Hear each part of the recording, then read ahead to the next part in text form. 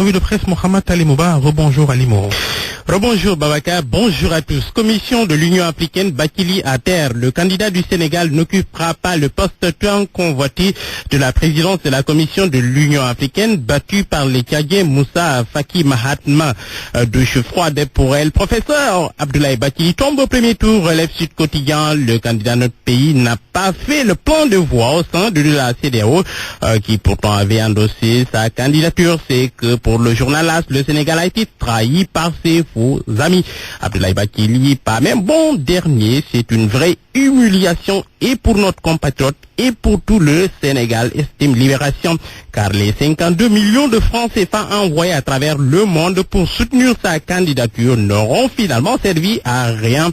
C'est le Tchadien Moussa Faki Mahatma qui passe opposé à 4 autres candidats. Il a finalement emporté au dernier tour du scrutin face à la candidate du Kenya. Titre du quotidien Bakili professeur, la tribune, Abdoulaye Bakili, la grande désillusion. Cuisant échec de Bankar Ndiaye, décrète de son côté Direct Info pour Réumi Quotidien. Le professeur n'a pas convaincu l'observateur de faire l'autopsie d'un échec. Bakili s'est heurté à plus fort que lui. Il s'est frotté à un poids lourd du Tchad, selon professeur Papsa Mangaï, enseignant-chercheur à l'université Gaston Berger de Saint-Louis. Notre position par rapport au Maroc a été un facteur explicatif de cet échec.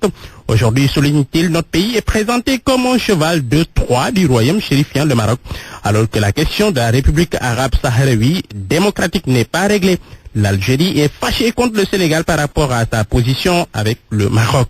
Deuxième facteur explicatif, souligne toujours professeur Ndiaye, est lié au candidat lui-même. Professeur Bakili ne fait pas le poids face aux autres candidats. L'homme n'est pas très connu dans le continent. Il n'a pas de relation avec les chefs d'État d'Afrique australe, de l'Est, du Nord, qui comptent parmi les électeurs.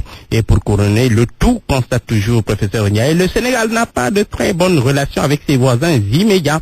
En l'occurrence, la Mauritanie, la Guinée-Conakry, le Mali, le Burkina, entre autres. Quoi qu'il en soit, note le témoin, c'est Bérésina à Addis. C'est que pour Vox Populi, le Sénégal traverse une mauvaise passe, puisqu'à la désillusion de Franceville s'ajoute celle d'Addis Abeba. Après le Cameroun, le Tchad élimine le Sénégal. Commentaire de Réumi Quotidien. Et oui, encore un lion qui mord la poussière. C'est la saison des déceptions en amour. Les lions sont comme les moutons quand ils sont sénégalais. Il suffit que l'on pique du nez pour que les autres le suivent aveuglément à méditer.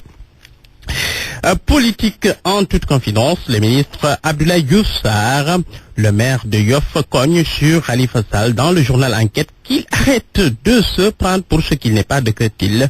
Nous n'avons rien à voir avec les démêlés judiciaires de Bamba Fall et de Barthélémy Diaz.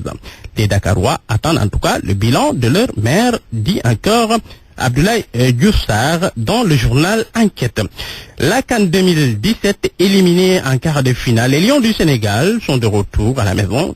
Ils sont arrivés à Dakar, hier, aux premières heures de l'aube. L'observateur donne la parole à quelques joueurs. Cheikhou Kouyaté, philosophe, nous avons échoué, mais il faut se relever. Ismaïla Sarr, d'autres défis nous attendent.